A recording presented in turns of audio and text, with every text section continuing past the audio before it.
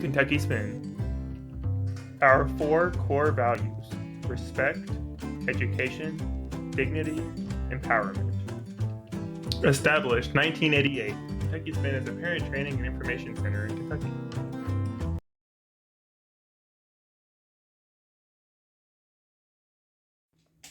Hey Boba, you gonna talk about communication skills today? No?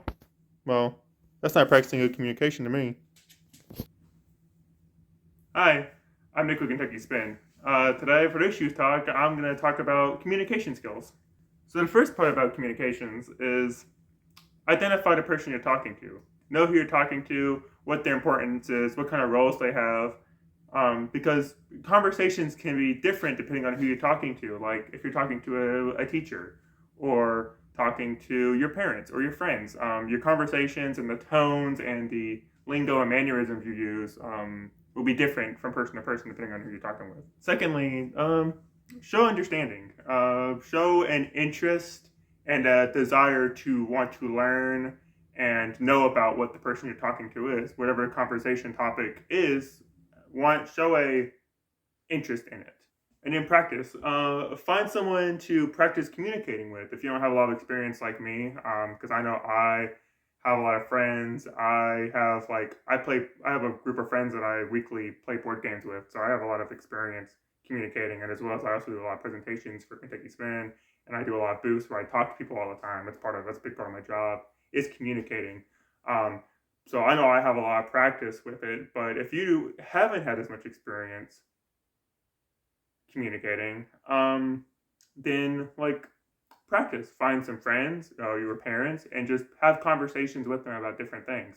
If you're getting ready for an interview, for example, and you're not really sure how that will go, you can do a practice interview with someone you know, like get your mom, dad, or your best friend, or whoever, and do a mock interview. Get them your resume, have them look over it, and kind of talk with them and pretend you're doing an interview. This works for other things too. Like if you have a big speech for like school or something, like if you're doing a communications class, or if you're doing a presentation and you have to do a PowerPoint or something like that, practice it in front of someone you know. Don't just practice it by yourself. Go and find your parents or friends and do a mock presentation for them to kind of get a feel for it and get a bit more comfortable with the source material that you're going to be talking about.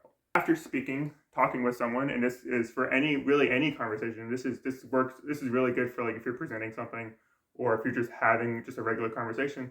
Ask questions. Make sure that the people you're talking with understand what it is you're saying. Because some people like me, sometimes I talk really fast because of my ADHD. I just start blabbering. I just start yapping, and I just start saying words. So sometimes I need to stop and kind of slow down and ask and make sure that the people I'm talking to understand me, because sometimes I just talk really fast. I say a million words at a time. I just go yada yada yada yada yada, and they might miss something because not everyone can listen super fast, I guess. So you might need to ask questions. It's nothing's wrong with that. It helps to make sure that you understand that they understand. It also shows you if you ask questions and they do ask you questions and they talk about the subject with you, it shows that they're listening and they're paying attention. It also works vice versa. If someone's talking to you and they ask you a question about what you're talking about, answer it, and answer it genuinely. Even if you space out and they stop and they snap their fingers and they're like, "Hey Nick, what do you think about that?" and you genuinely zoned out, just be like, "I wasn't even here. Can you repeat that? I wasn't paying attention. I zoned out. I'm sorry. That's my bad. I'm sorry. Can you tell me that again?"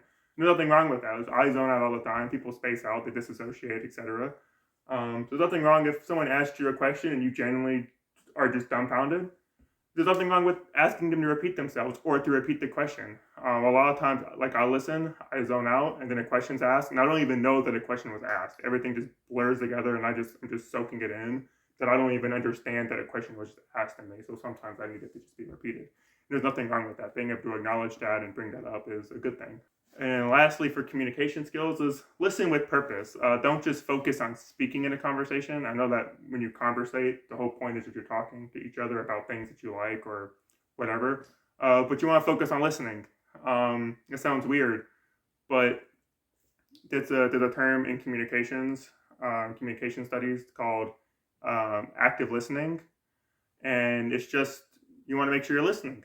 It sounds weird to say it that way, but a lot of times people focus on just what they want to say, what they want to add to the conversation, to the point that they're not even paying attention to what the person they're talking to is even saying to them. It's just going in their ear, and they're thinking like, you're like, well, I just want them to finish their sentence, what they're talking about, so I can talk about what I want to add to the conversation. And you're not taking time to think about what that person's adding to the conversation. So you just want to make sure you're listening and actually paying attention to what's being said. So that way, when you add to the conversation, you can pitch in what they said, like whatever it is they're talking about, you can add it to your conversation, to what you're adding next. And then that tells them that you're paying attention. And it makes them feel like that they're being understood and that you care about the subject you're talking about, whatever it is, whether it be board games or movies or Star Wars or hobbies or work or whatever it is. Paying attention to what they say and adding it into what you talk about as that conversation helps them feel understood and tells them that you're actually engaged in the conversation. So that's all I have for this youth talk, talking about communications. I will say that there is on the Kentucky Spin website, there is an infograph that this youth talk is based off of. The My Communication Skills infograph, you can find it on the Kentucky Spin website. You can download it or print it off to a physical version if you just want to have a quick reference. If you don't want to have to come to this youth talk every time you need to remind yourself on good communication skills, if you don't want to listen to me talk for 8 or 9 minutes, you can consult this handy infograph. You can print it off, download it, do whatever it is, write it down on a piece of paper, whatever works for you. But yeah, I use this infograph as a subject for this youth talk. But if you have any questions about anything that I talked about or something you just don't understand, you can reach me through my email, nick@kyspin.com, or you can just contact Kentucky Spin. But otherwise, this has been This Youth Talk, and I will see you for the next one. Thank you. Visit www.kyspin.com.